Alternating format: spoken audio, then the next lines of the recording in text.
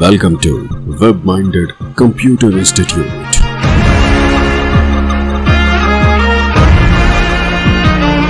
Then like, subscribe and share.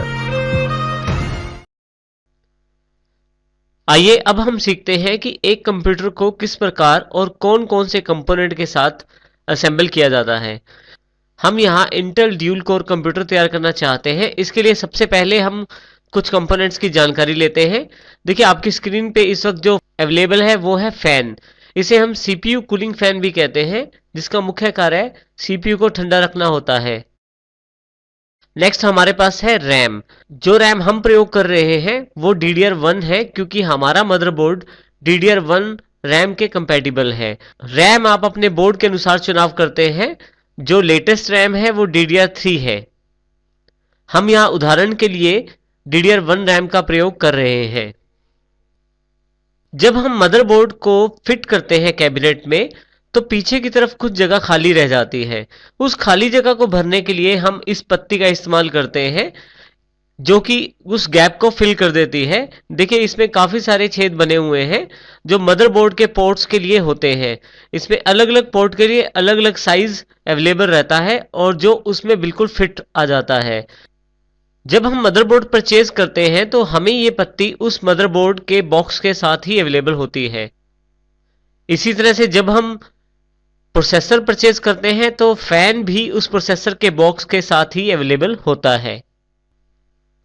Next part जो हमारे पास available रहता है, जो सबसे मुख्य पार्ट है, वो है मदरबोर्ड। मदरबोर्ड किसी भी कंप्यूटर का सबसे मेन पार्ट होता है। तो हम यहाँ पे इंटेल सीरीज का मदरबोर्ड प्रयोग कर रहे हैं। उसके पश्चात हमारे पास मुख्य पार्ट अवेलेबल है हार्ड डिस्क के रूप में। हम यहाँ कंप्यूटर असेंबल करने के लिए साटा हार्ड डिस्क का प्रयोग कर रहे हैं। यदि आप यहाँ देखें तो हार्ड डिस्क के ऊपर एक लेबल है जो हार्ड डिस्क के बारे में पूरी जानकारी अवेलेबल करवा देता है कि ये किस कंपनी की है और इसकी जो कैपेसिटी है हार्ड डिस्क की वो क्या है। जैसे यहाँ WD की जानकारी से पता लगता है कि वेस्टर्न डिजिटल की ये हार्ड डिस्क है। और इसी तरह से 1 TB जो ये जानकारी देता है कि ये हार्ड डिस्क 1000 GB की है। और ये हमारे पास एक ब्लैक केबल अवेलेबल है। ये केबल साटा डेटा केबल है, जिसका एक सिरा हार्ड डिस्क से जोड़ दिया जाता है और दूसरा सिरा मदरबोर्ड के साथ जोड़ दिया जाता है, जिससे हार्ड डिस्क और मदरबोर्ड के बीच में डेटा का आदान प्रदान होता है। नेक्स्ट इंपॉर्टेंट पार्ट जो हमारे पास अवेलेबल है वो है DVD राइटर के रूप में।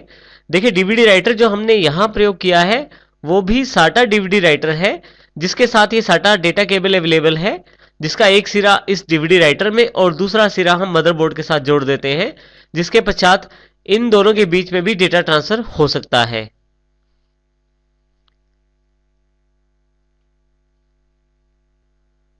नेक्स्ट हमारे पास जो सबसे मुख्य पार्ट अवेलेबल है वो है SMPS।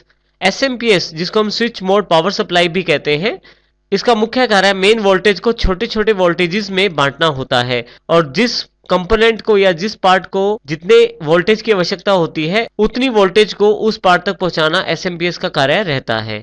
अलग अलग वोल्टेज के लिए अलग अलग केबल कलर का इस्तेमाल किया जाता है। देखिए यहाँ पे अलग अलग कलर कॉम्बिनेशन अवेलेबल है हर एक कनेक्टर के साथ, जिनका प्रयोग अलग अलग कंपोनेंट के कनेक्टर के रूप में किया जाता है, जिससे कि उस पर्टिकुलर कंपोनेंट को पावर सप्लाई दी जाती है।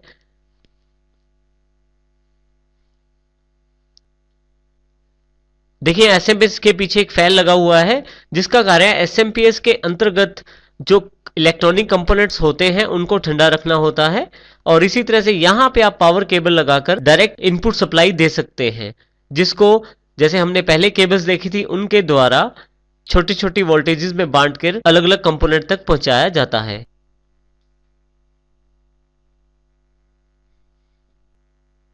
नेक्स्ट पार्ट जो हमारे पास अवेलेबल है वो है कंप्यूटर केसिंग या कंप्यूटर कैबिनेट के रूप में। कंप्यूटर कैबिनेट देखिए हमारे पास एक प्लास्टिक और मेटल से बना हुआ बॉक्स है, जिसमें उन सभी कंपोनेंट्स को लगाया जाता है जो हमने कंप्यूटर असेंबल करने के लिए इस्तेमाल करने हैं। इसका अर्थ यह है कि कंप्यूटर केसिंग या कंप्यूटर कैबिनेट एक कंटेनर की तरह कार्य करता है, जिसमें बाकी सभी कंपोनेंट्स को लगा दिया जाता है, जिससे कि वो सभी कंपोनेंट सुरक्षित रहे और प्रॉपरली एक दूसरे के साथ मिलकर कार्य भी कर सके। हर एक कंपोनेंट को लगाने के लिए कैबिनेट में अलग से व्यवस्था रहती है, जिसको हम कुछ समय पश्चात कंपोनेंट लगाते समय पहचानेंगे और इस कैबिनेट में